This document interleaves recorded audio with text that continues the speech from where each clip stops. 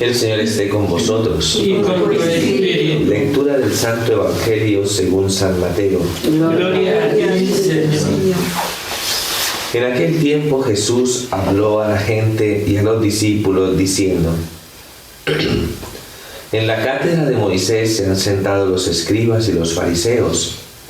Haced y cumplid todo lo que os digan, pero no hagáis lo que ellos hacen, porque ellos dicen, pero no hacen.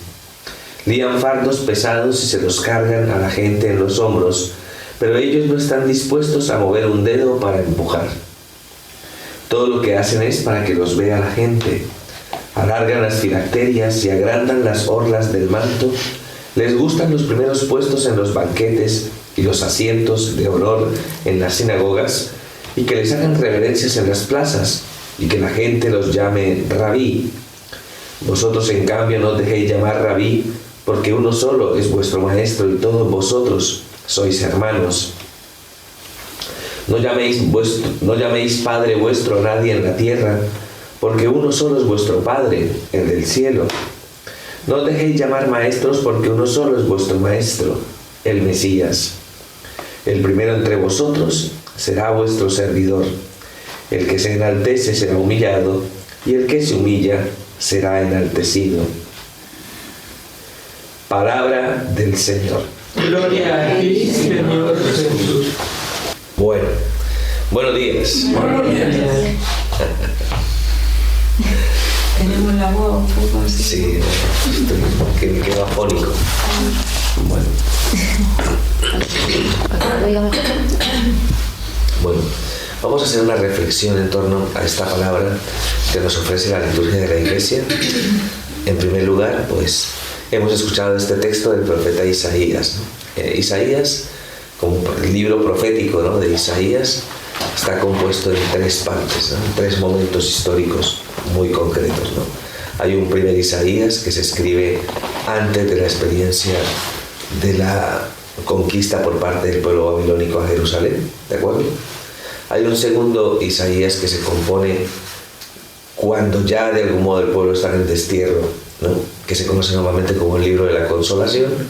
Y hay una tercera parte del libro de Isaías, que es cuando los israelitas ya regresan después del destierro, ¿no? ¿De acuerdo? En esta primera parte se va a enfocar muchísimo el aspecto de la denuncia, ¿no?, por parte de los profetas, que van a anunciarle al pueblo que si no se convierten de corazón al Señor, al final van a sufrir las consecuencias, ¿no?, de su infidelidad al cumplimiento de la alianza, ¿no? No es que Dios les castigue en sí, sino que de algún modo ellos van a cosechar los frutos de su propia impiedad, ¿no?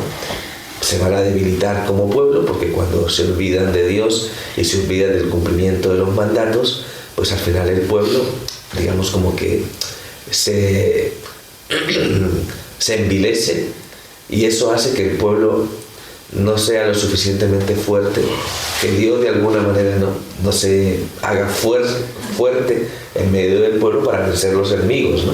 Es al final, como dice al término de la lectura que hemos escuchado en el día de hoy: si no acogéis la palabra de Dios, si no la ponéis en práctica, al final caeréis al filo de la espada y no recogeréis los frutos, ¿no?, de la tierra, ¿no?, dependiendo fundamentalmente, evidentemente, del contenido de las promesas de Dios, ¿no? Entonces, dicho esto, la invitación que hace hoy el libro de Isaías es evidentemente a cambiar el corazón, ¿no? ¿De acuerdo?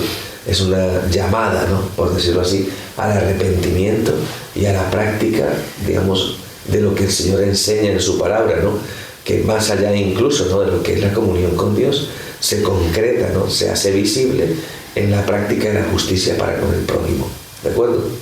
Entonces, si os dais cuenta, al principio hay un anacronismo, ¿no? O sea, un anacronismo es cuando algo está fuera del tiempo, ¿no? Entonces, dice: oíd, príncipes de Gomorra, ¿no?, y de Sodoma y de Gomorra, ¿no?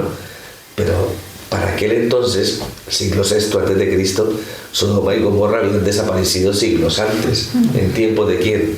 De Abraham y de Lot.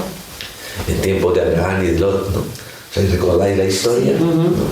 Cuando Abraham se separa de Lot, ¿no?, se da cuenta, ¿no?, de la vera del Jordán y dice: yo me voy para allá.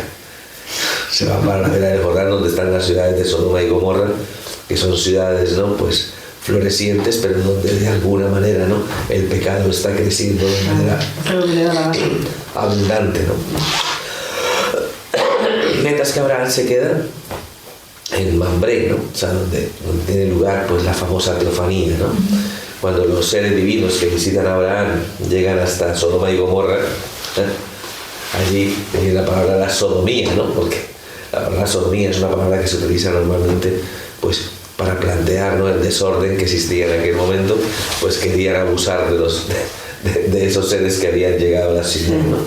Entonces, como Dios comprueba, ¿no?, que el pueblo está empecatado perdido, ¿no?, es cuando le dice a Lot, ¿no?, que salga de la ciudad porque se va a infligir un castigo y ya sabes que cae el fuego del cielo que consume las ciudades de Sodoma y Gomorra, y que a partir de ese momento, ¿no?, Sodoma y Gomorra van a ser símbolo de lo que es la realidad del pecado. ¿Hasta dónde podemos caer? Hasta donde cayeron, ¿no?, las ciudades de Sodoma y Gomorra, ¿no?, en su impiedad y en su empecatamiento. No sé si me entendéis, ¿no? Sí. En fin. Entonces, lo que dice Isaías es para que el pueblo de Jerusalén, ostras, ¿no? O sea, estamos viviendo la misma situación que vivía el pueblo de Sodoma y Gomorra, ¿no? O sea, tenemos que aprender a reconocer que estamos de alguna manera viviendo un proceso de envilecimiento, y que el pueblo, ¿no?, al olvidarse de Dios, al darle la espalda a Dios, pues de alguna manera, ¿no?, pues se ve eso reflejado en la injusticia, ¿no?, que el pueblo de alguna manera comete, sobre todo y especialmente en esa necesidad, ¿no?, de practicar la justicia en relación al huérfano y a la viuda, ¿no?, que es una forma de decir, cuando Dios no está en tu corazón, te vuelves completamente insensible, tu corazón se endurece y no eres capaz de atender las necesidades del prójimo que está a tu lado, ¿no? Solo vives para ti, ¿no?, para satisfacer tus necesidades, y al final eso te empobrece, ¿no? Eso de alguna manera no te daña el corazón, ¿no? Como a los habitantes de Sodoma y Gomorra. Bueno, entonces, al final, por eso él dice, empezad a obrar el bien, apartados del mal camino, ¿no? Pues reconocer vuestras culpas, volver al Señor, practicar la justicia, y entonces venid y litigaremos, venid, ¿no?, y discutiremos, ¿no? Aunque, digamos, nos pondremos en la presencia de Dios, y a pesar de esa debilidad, el hecho de que vuelvas tu corazón a Dios permitirá que Dios manifieste lo que la palabra de Dios manifiesta siempre, que Dios es rico en misericordia y compasión. Si tú de algún modo te arrepientes delante del Señor, aunque tus pecados sean rojos como escarlata, ¿no? Cuando te pongas en la presencia del Señor, al recibir y acoger su misericordia, quedarás tan blanco como la nieve, ¿no?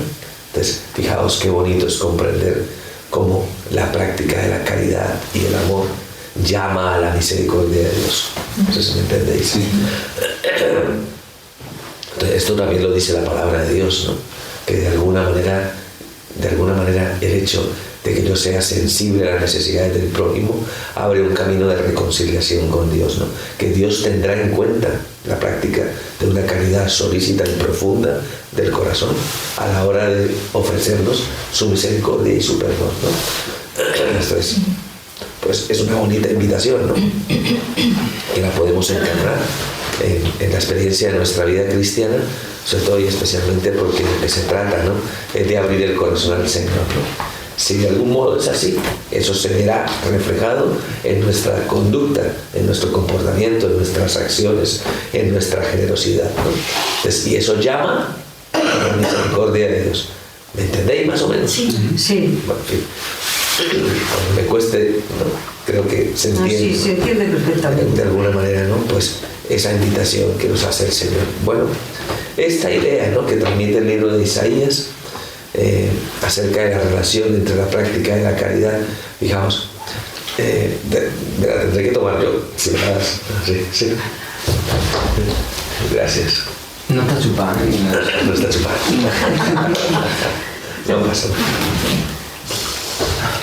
Así no inmunizamos todo. Entonces, pues, esta realidad, ¿no?, que plantea como, por ejemplo, a la luz de la práctica de la limosna, por ejemplo, el tiempo de Cuaresma, ¿no? Fijaos, en un tiempo de conversión, cómo se liga, ¿no?, ese tiempo de conversión y de gracia a la práctica de la limosna en relación al prójimo, ¿no? Son dos cosas que como que se reclaman mutuamente, ¿no?, en la palabra de Dios, ¿no? Sí. O sea, una solicitud, una apertura de corazón al amor, ¿no?, en relación al prójimo, es signo de un proceso de reconciliación con Dios, ¿no? O sea, es como una especie de puente entre la misericordia de Dios, ¿no?, y la necesidad que tiene el corazón del hombre de convertirse, ¿no? ¿Vale? O sea, que está muy bien eso de practicar la limosna, ¿no?, y la generosidad con el prójimo, porque eso nos abre camino hacia una experiencia auténtica con la misericordia del Señor, ¿no? Es un poco la conclusión a la que podemos llegar con el libro de Isaías. En el Evangelio, pues, viene una denuncia, ¿no?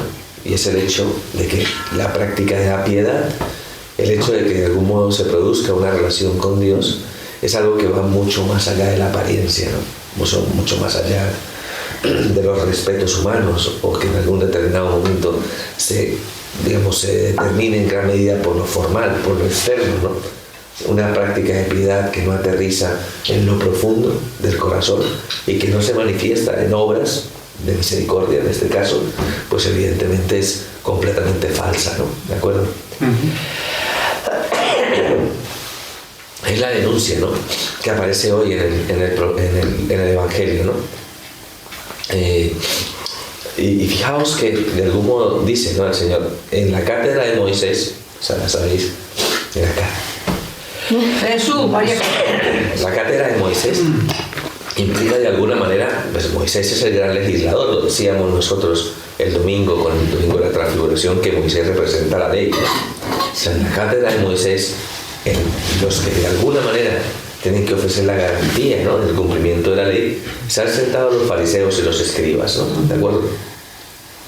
Ya sabéis que la palabra fariseo en aquel tiempo, la palabra fariseo era algo honroso, ¿no? Ser fariseo era como ser de como los judíos más importantes de la ciudad, ¿no? Y era como algo reverenciado, ¿no? Hoy en día la palabra fariseo ya es una palabra despectiva, ¿no? Porque implica fundamentalmente, digamos, como esa falsedad, ¿no? Como esa falta de coherencia, ¿no?, entre lo que se dice y lo que se hace, ¿de acuerdo? Pues muy bien, pues aquí se han sentado los escribas y los fariseos, y fijaos, no desmerita la ley en sí, ¿no? Haced lo que ellos dicen. Pero no lo que hagan. No, pero no lo que ellos hacen. Claro. Porque ellos dicen, pero no lo hacen. Entonces no quiere decir, o sea, aquí hay una circunstancia, ¿no?, que yo creo que es importante aprender a reconocer, ¿no? Y es que de alguna manera los mandamientos siguen teniendo validez a pesar del defecto, ¿no?, de que en algún momento está llamado a anunciar y predicar, ¿no?, lo que se tiene que hacer. No sé si me entienden. Es algo que de alguna manera, pues, plantea fundamentalmente nuestra adhesión de corazón a Dios, más allá de la debilidad y la flaqueza de los medios que utiliza Dios para hacernos llegar esa palabra y esos mandamientos, ¿no? Al final, cumplir la voluntad de Dios hay que cumplirla, pero no podemos de alguna manera, ¿no?, como desautorizar la palabra de Dios por la debilidad de los medios, ¿no? Entonces,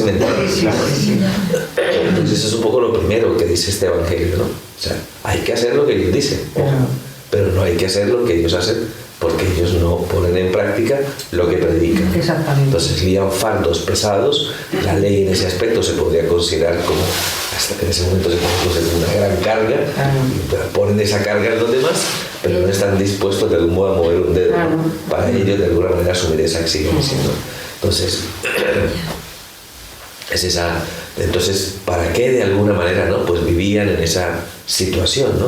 Pues vivían para buscar las honras humanas y para poder satisfacer sus necesidades egoístas a través de la posición que tenían en medio de la sociedad, ¿no?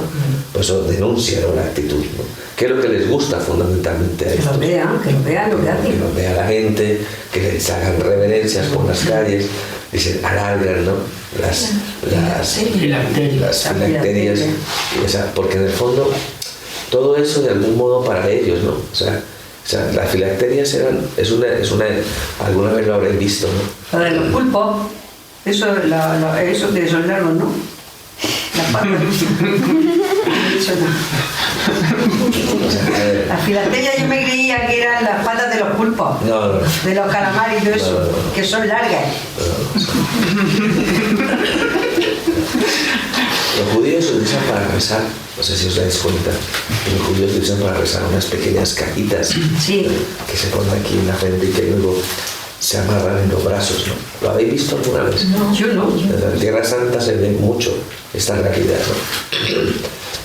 Entonces, cada cajita trae un trocito de la ley, ¿no? Se supone que el hecho, ¿no?, de yo utilizar, ¿no?, esas filacterias dentro de mi vida de piedad implica que de alguna manera yo estoy asumiendo, ¿no?, fijaos dónde la pongo, ¿no?, en la cabeza, ¿no?, que estoy asumiendo que la palabra de Dios llegue a mí y que de alguna manera, ¿no?, se haga vida en mí, ¿no?, a través, ¿no?, de eso que de alguna manera, ¿no. Entonces no iba yo mal encaminado. Pero sí, ¿no? Claro, porque el pulpo te engancha y claro, no iba yo mal encaminado y corta luces. La simbología es que la palabra de Dios llegue a ti, ilumine tu mente y Eso sí. se haga vida en todo tu ser, ¿no? Vamos a decirlo así, ¿no? Entonces, en alargar las filacterias era como decir, la palabra de Dios la vivo, ¿no?, con toda intensidad en mi corazón. O en los mantos utilizaban frases de la Torá, ¿no?, para adornar, ¿no?, sus vestimentas, y de esa manera como da impresión de que tenían un gran conocimiento de la ley, ¿no? Entonces era como una búsqueda de honra, ¿no? Y la honra derivaba fundamentalmente del gran conocimiento que ellos tenían de la ley. Pero ¿de qué sirve ese conocimiento si no lo pones en práctica? Claro, no te vale nada. Entonces, pues el Señor condena esa actitud de doblez, esa actitud falsa, para que de alguna manera no nos demos cuenta que no tiene sentido en algún momento buscar ese reconocimiento del mundo, esas honras humanas, si al final tu corazón está lejos de Dios, ¿no? Entonces por eso dice el Señor, pues no llaméis ni rabí, ni padre nuestro, ni maestro a nadie en la tierra, porque uno solo, ¿no?, es nuestro maestro, uno solo es vuestro padre, uno solo es vuestro rabí, ¿no? O sea, entendiendo que la seguridad y el fundamento de nuestra vida de piedad no se da a través, ¿no?, de esas realidades externas y formales, ¿no?, sino que realmente se da en lo profundo del corazón, ¿no?, que es donde de algún modo podemos reconocer realmente en dónde está la ejemplaridad o en dónde está la base y el fundamento de lo que tenemos que llevar a cabo, o el cumplimiento de aquello que de alguna manera dignifica nuestra vocación como hijos de Dios, ¿no? Y eso se fundamenta en nuestra relación con el Padre a través, ¿no?, de su Hijo Jesucristo, ¿no?, que es el verdadero maestro auténtico para de algún modo reconocer cuál es el camino que tenemos que seguir. El resto de personas que de algún modo contribuyen, ¿no?, a ello, ¿no?, como medios de gracia, ¿me explico? De algún modo todas esas personas lo que hacen fundamentalmente es abrir su corazón para que Dios, ¿no?, a través de esas personas manifieste de alguna manera la contundencia y el fundamento de lo que debemos llevar a cabo en nuestra vida. Entonces, por eso al final, ¿no?, pues vienen estas frases, ¿no?, del que quiera ser el primero, que sea el último y el servidor de todos, y que todo el que se enaltece será humillado y el que se humilla será enaltecido, ¿no? Para cambiar el chip, para reordenar lo que es más conforme a la piedad cristiana, ¿no? No hay que buscar reconocimientos y glorias humanas, es mejor pasar, ¿no?, desapercibido buscando el último lugar, ¿no?, para que se manifieste la pedagogía de un Dios que curiosamente lo que hace cuando ve la prepotencia y el orgullo es abajar. Y yo creo que es mucho más sensato para nuestra vida experimentar, ¿no?, a través de la providencia y la misericordia de Dios, cómo nuestra humildad nos enaltece, ¿me explico?, y nos dignifica. Entonces, es la gracia, ¿no?, que tenemos que pedirle al Señor para que nos ayude a tener una piedad cristiana auténtica, ¿no?, y que de algún modo se vea reflejada no por los aspectos formales, ¿no?, que los demás parecen reconocer en nosotros, sino que se concrete en una vida realmente, ¿no?, al servicio, ¿no?, del Evangelio, que ya sabéis que para nosotros fundamentalmente se evidencia en la práctica de las buenas obras, ¿no? En las obras de misericordia, ¿no? ¿Okay? Pues eso significará que nuestra piedad es sincera. Sincera, de corazón, que si no, no lo hagas. Si lo haces, lo haces, y si no, no lo hagas. Claro. Entonces hay que purificar, ¿no? Esa búsqueda desordenada de honras humanas. Hay que tener mucho cuidado porque a todos nos gusta que nos alaben, ¿no? Sí, sí, que nos toquen la oreja. Entonces hay que mantener a raya, ¿no? La tentación de la vanagloria, ¿no? Y de sentirnos como muy seguros, ¿no? Sí, sí. Eso es lo bueno. De parecer que somos los mejores, Los de la mejores, iglesia, sí, las vacas sagradas del catolicismo. Creemos que Mantener un perfil mucho más humilde, ¿no? Mucho más aterrizado conforme a lo que la palabra de Dios nos manifiesta en el día de hoy. Porque se evidencia fácilmente cuando te buscas a ti mismo en las cosas. Claro. Ejemplo, cuando sufres porque no te reconoces lo que haces, ¿no? Porque en algún determinado momento no sabes gestionar que otras personas cobren protagonismo, ¿no? Porque piensas que te lo están robando a ti, ¿no? Por ejemplo, cuando te apropias, ¿no? De lo que de alguna manera es de Dios, ¿no? O sea, cuando se dan todas estas cosas, muchas veces nos damos cuenta que nuestra piedad es una piedad, ¿no? que de alguna manera no nos está ayudando, ¿no? Porque no nos está de algún modo abriendo el corazón, ¿no? Entonces, ahí tenemos que tener muy claro lo que dice la palabra, que no todo el que diga Señor, Señor, Señor entrará en el reino de los cielos, ¿no? O sea que de algún modo todo se tiene que, ¿no? Plasmar, todo se tiene que evidenciar dentro de lo que es la verdadera apertura del corazón y la verdadera disposición de servicio y entrega a los demás. Eso no se puede dar si no tienes una relación buena con Dios. Efectivamente. Sí. Y es algo que nos lleva a reproducir en nosotros cosas que se manifiestan en Dios, como la misericordia, la compasión. Por eso lo hablábamos en el día de ayer, ¿no? Así que vamos a pedirle esta gracia al Señor. Nos encomendamos a la intercesión de San Cirilo, un gran padre de la Iglesia, ¿no? Gran defensor de la ortodoxia cristiana, gran protagonista, ¿no? Especialmente frente a la controversia que surgió en la antigüedad entre los arrianos, que eran herejes, y los de la verdadera ortodoxia de fe, ¿no? Los que fueron los padres de los primeros grandes concilios de nuestra Iglesia, ¿no? De San Cirilo, pues es un personaje extraordinario, ¿no? Por su fidelidad y por su gran apertura de corazón a la verdadera fe, ¿no? A la consolidación de la enseñanza que de alguna manera va a ser base y fundamento, ¿no? De nuestro depósito de fe, ¿no? ¿De acuerdo? O sea, todo lo que la Iglesia desarrolló durante esos siglos donde se clarificaron, ¿no? Digamos, los dogmas, ¿no? Porque nosotros sostenemos nuestra fe, ¿no? Y sobre todo en la divinidad de Cristo, ¿no? No sé si me entendéis, ¿no? La gran defensa de la ortodoxia cristiana frente a los arrianos era reconocer que Cristo era verdadero Dios y verdadero hombre, ¿no? Que aunque era hombre, también de algún modo era el Hijo de Dios, ¿no? No como los arrianos enseñaban, ¿no? Que planteaban que Jesucristo no era como un gran demiurgo, pero una criatura en sí, ¿no? Entonces, claro, si Jesucristo no asume nuestra naturaleza humana, ¿me explico? Pues evidentemente no nos hubiera podido redimir, ¿no? Entonces, esa gran defensa de la fe cristiana frente a los arrianos, pues de alguna manera trajo consigo que muchos fueran, ¿no? fueran grandes defensores, ¿no? De la verdadera fe y sufrieran las consecuencias, ¿no?